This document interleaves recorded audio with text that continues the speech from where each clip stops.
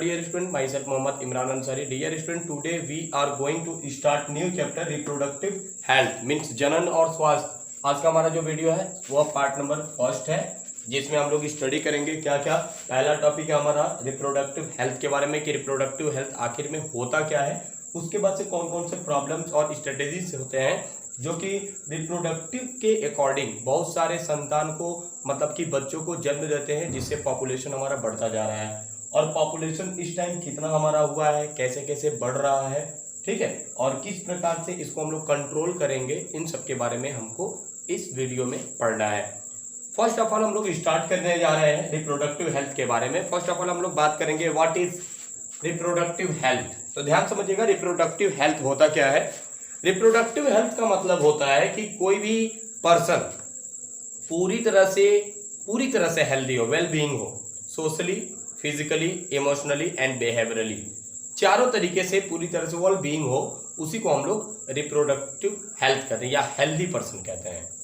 यहाँ पे reproductive health का मतलब क्या हुआ कि अगर हमारे जो रिप्रोडक्टिव ऑर्गन होते हैं वो पूरी तरह से सही है, ठीक है, तो उसको रिप्रोडक्टिव हेल्थ कह सकते हैं। जैसे देखिए reproductive health means healthy reproductive organs with normal function. मतलब कि रिप्रोडक्टिव हेल्थ का मतलब होता है, रिप्रोडक्टिव हेल्थ जो होता है मतलब कि रिप्रोडक्टिव जो ऑर्गन होते हैं वो पूरी तरह से नॉर्मली अच्छे से काम करने चाहिए। इसका मतलब ये हुआ अकॉर्डिंग टू WHO के अकॉर्डिंग, मतलब कि वर्ल्ड हेल्थ ऑर्गेनाइजेशन के अकॉर्डिंग अगर देखा जाए तो हेल्थ का जो डिफिनेशन होगा वो क्या होगा, total well being in all aspect. अब कौन कौन से एस्पेक्ट है तो याद रखिएगा, दैट इज फिजिकल, मतलब कि पूरी तरह से भौतिक रूप से अगर देखा जाए या शारीरिक रूप से देखा जाए वो पूरी तरह से हेल्दी होना चाहिए।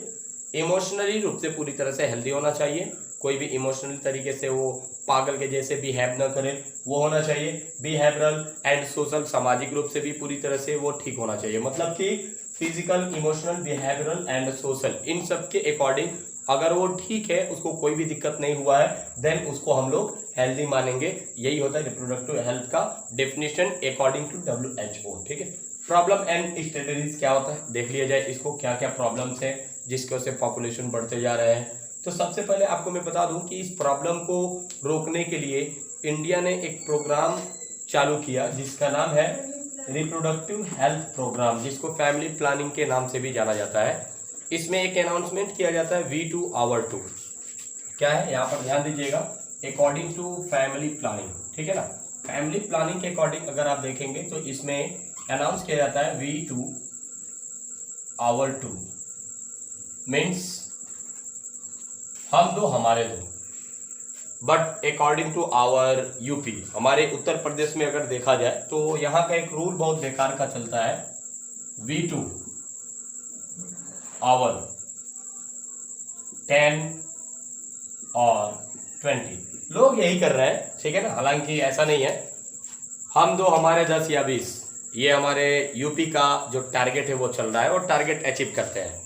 जैसे इसमें कंपटीशन होता है कि अगर एक इधर है और उसका पड़ोसी वाला अगर शादी हुआ है दोनों का, तो अगर एक बच्चा पैदा कर रहा है तो दूसरा कहेगा हम क्यों इससे कम रहा है, वो भी अपना बच्चा पैदा करता है, उसको देख के वो कहता है नहीं नहीं मेरे लिए ये काफ़ी हो सकता है, तो 2 बच्चा पैदा कर लिया, उसको देख के ये 3 बच्चा पैदा कर लिया। ऐसे करते करते ये पॉपुलेशन बढ़ाते हैं। आपको बता दें जो हमारे UP की केवल टोटल पॉपुलेशन अगर आप देखेंगे तो हमारे केवल UP की पॉपुलेशन अगर आप देखेंगे तो नियर अबाउट 25 करोड़ हो चुकी है, 25 करोड़ हो चुकी है इस टाइम। बट पूरी पाकिस्तान की अगर आप आबादी देखेंगे, पूरी पाकिस्तान की पॉपुलेशन देखेंगे तो नियर अबाउट 22 to 23 करोड़ है। मतलब कि हमारा केवल पूरा UP ही एक देश से भी ज़्यादा है, पूरे पाकिस्तान से भी ज़्यादा हमारा केवल UP का पॉपुलेशन है। सोच लीजिए कितने ज़्यादा पॉपुलेशन बढ़ाते हैं UP में, मतलब उत्तर प्रदेश में सबसे बड़ा प्रदेश भी माना जाता है, स्टेट भी माना जाता है, और सबसे ज़्यादा पॉपुलेशन यहाँ पर है, ठीक है। कई देश में तो ये भी अनाउंस है V2 Our Only 1, हम तो हमारे, जैसे आप अमेरिका का बात कीजिए इसलिए वो आगे है, समझ में आ गया। बट हमारे भारत में क्या है, लोग पॉपुलेशन को ही बढ़ाते हैं, इसी में हमारा भारत महान है, ठीक है। हमारा भारत महान है ऐसी बात नहीं है, बट किस में, पॉपुलेशन को बढ़ाने में। आपको बता दें कि चाइना की जो पॉपुलेशन है वह इंडिया के पॉपुलेशन से 2 से 3 करोड़ ज़्यादा ही है बस। ये मात्र 1 साल लगेगा, ये 6 महीना 1 साल लगेगा, हमारा जो इंडिया का पॉपुलेशन है वह एक सुपर फास्ट स्पीड के साथ चल ही रहा है, चाइना से भी ज़्यादा हो जाएगा। तो फैमिली प्लानिंग का मतलब हुआ कि हम दो हमारे दो, ये पूरा अनाउंस करना चाहिए, सभी लोगों को अवेयर करना चाहिए, अवेयरनेस करना चाहिए, जागरूक करना चाहिए, जागरूक बनाना चाहिए। ठीक है, ये कब स्टार्ट किया गया था? 1951 में reproductive child health care programme इसको भी कहा जाता है, ये भी इसी टाइम स्टार्ट किया गया था। ठीक है, अब इस प्रोग्राम में बताया क्या किया जाता है, तो ध्यान समझिएगा। सबसे पहली बात कि कम उम्र में शादी नहीं कराना चाहिए बच्चों का। जैसे कम उम्र में शादी न कराना, इसमें क्या होता है, अगर कम उम्र में शादी हो गया बच्चों का तो उसमें ये होता है कि वो जल्दी से जल्दी ज़्यादा से ज़्यादा बच्चे पैदा करते हैं। ठीक है, मान लीजिए कि 10 साल की लड़की है, 12 साल का लड़का है, उनका शादी हो गया, पूरी तरह से वो मैच्योर हुए नहीं, उनके बच्चे भी हो सकता है मरे हुए हों, मैच्योर बच्चे पैदा ना हो। ठीक है, या आने वाले फ्यूचर में अब जब स्टार्ट होने लगा यानी पूरी तरह से मैच्योर प्यूबर्टी हो गया तो उन दोनों के बच्चे बहुत सारे पैदा होंगे, क्योंकि उनको कुछ नॉलेज नहीं है, एजुकेट नहीं है वो दोनों के दोनों। ठीक है ना, इसलिए कम उम्र में शादी नहीं कराना चाहिए, बाल विवाह को पूरी तरह से रोक देना चाहिए।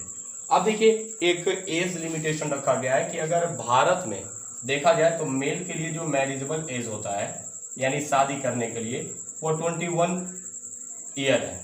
21 साल का अगर है, अगर उसका एज मेल का, देन वो शादी कर सकता है। और अगर फीमेल है तो फीमेल का जो है माना जाता है 19 ईयर। ठीक है ना, बट ये अब बढ़ा के कर दिया गया है 23 और इसको कर दिया गया है 21।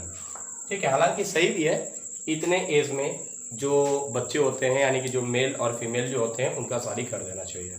ठीक है, उससे पहले नहीं, उससे पहले होने में दिक्कत होती है। अब देखिए इसमें क्या क्या प्रोग्राम्स में क्या क्या शामिल थे, क्या क्या चीजें बताए गए थे, तो ध्यान दीजिए।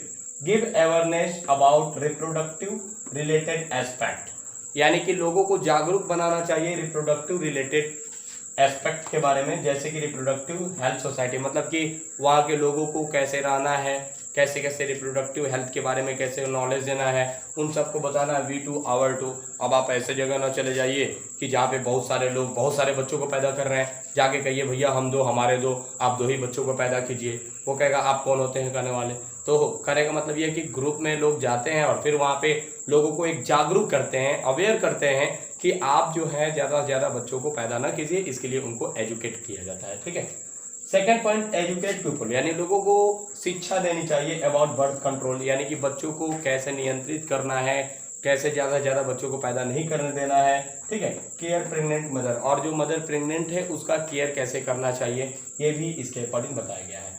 Awareness of problem due to the population explosion like sex related matter, यानी कि ये भी लोगों को जागरूक करना चाहिए कि सेक्स रिलेटेड जितने भी मैटर होते हैं वो क्या क्या होते हैं, कैसे कैसे होते हैं, उनके बारे में भी उनको जानकारी देनी चाहिए, मतलब कि लोगों को एजुकेट करना चाहिए।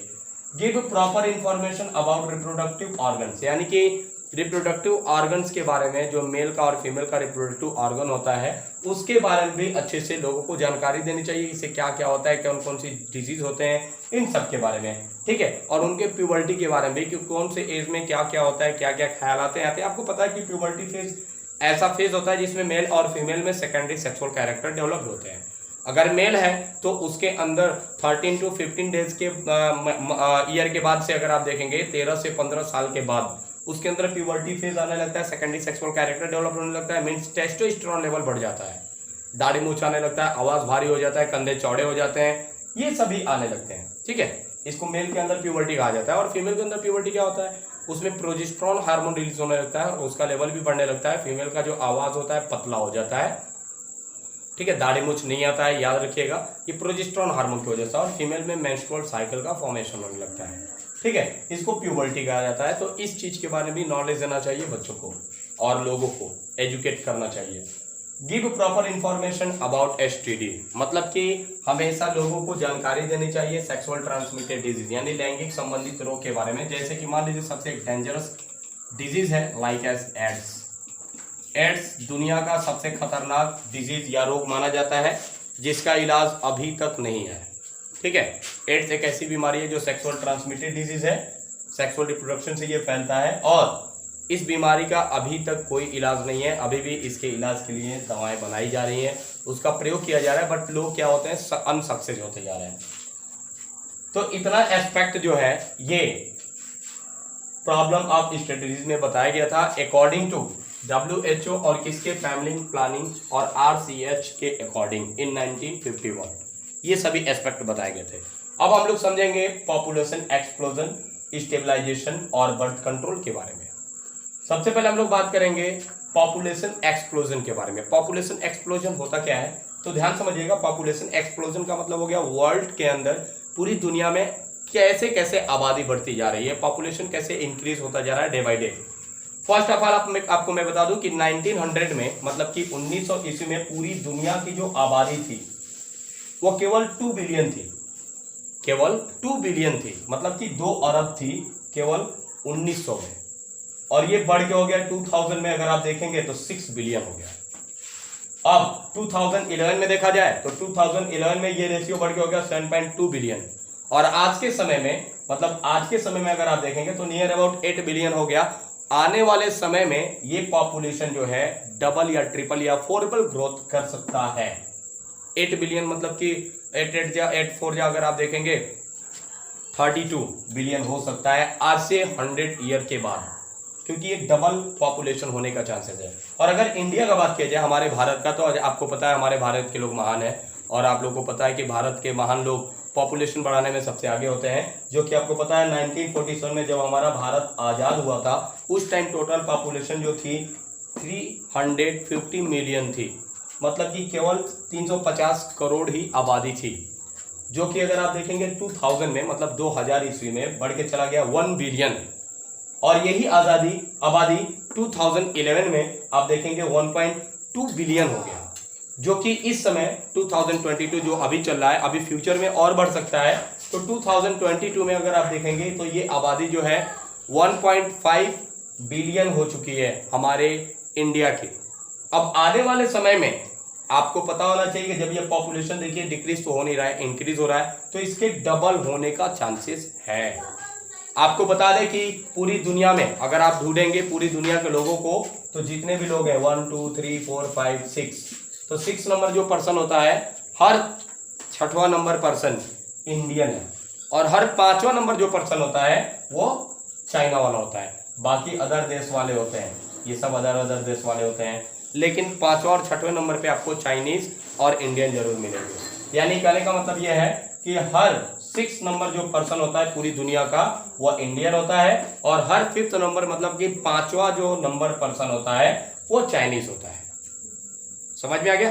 तो बच्चों आज के लिए इतना ही रहने देते हैं। इसके बाद नेक्स्ट वीडियो में हम लोग बात करेंगे पार्ट नंबर 2 में। आज के लिए इतना ही। Thank you for watching this video.